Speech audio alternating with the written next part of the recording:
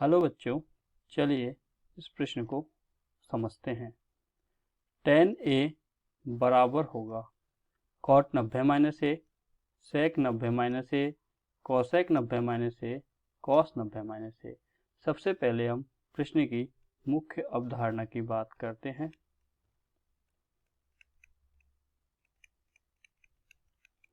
जो कि पूरक कोणों के त्रिकोणमितीय अनुपात पर आधारित है। त्रिकोणमितीय अनुपात हमेशा समकोण त्रिभुज में ज्ञात किए जाते हैं। तो सबसे पहले हम समकोण त्रिभुज ABC की बात करते हैं। यहाँ पर कोण भी समकोण है, ये कोण A, ये कोण C। त्रिभुज ABC समकोण है,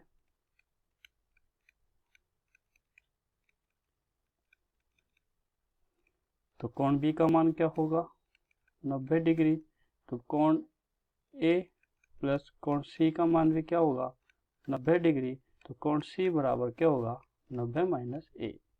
हम प्रश्न की तरफ बढ़ते हैं। साइन A, सबसे पहले हम त्रिकोणमितीय अनुपात साइन A की बात करते हैं। साइन A का मान किसके बराबर होता है? साइन A का मान होता है लंब बटे कर्ण। लंब क्या होता है? जिस कोण की हम बात कर रहे हैं A, उसके सम्मुख भुजा। सम्मुख भुजा है BC, तो लंब होगा BC, कर्ण होगा AC, BC बटे AC। इसी प्रकार हम cos A की बात करें, cos A किसके बराबर आएगा? आधार बटे कर्ण। आधार कौन सी भुजा होती है? जिस कोण की हम बात कर रहे हैं कोण A, उसकी संलग्न भुजा अर्थात AB बटे कर्ण होगा AC। समकोण के सामने 90 डिग्री की जो सामने वाली भुजा कर्ण कहलाती है। इसी प्रकार हम tan A की बात करें तो tan A होगा लंब बटे आधार, जो क्या होगा? आपका लंब होगा A के सम्मुख भुजा है BC बटे AB। इसी प्रकार हम बात करें cot A की, तो cot A होगा 1/tan A अर्थात 1/ लंब अपॉन आधार, आधार बटे लंब लिख सकते हैं, अर्थात AB बटे BC। अब यदि हम इसी प्रकार कोण C को लें तो हम लिखेंगे उसको sin C। sin C को, कोण C को हम 90 माइनस AB लिख सकते हैं, तो हम इसको sin 90 माइनस AB लिख सकते हैं। और जिसको हम किसके बराबर लिख सकते हैं? लंब बटे कर्ण में,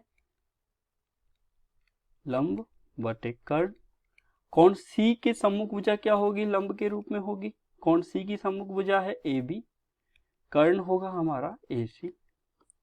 इसी प्रकार हम बात करें तो हम साइन C को हम साइन 90 माइनस A लिख रहे हैं और हमें प्राप्त हो रहा है AB अपॉन AC।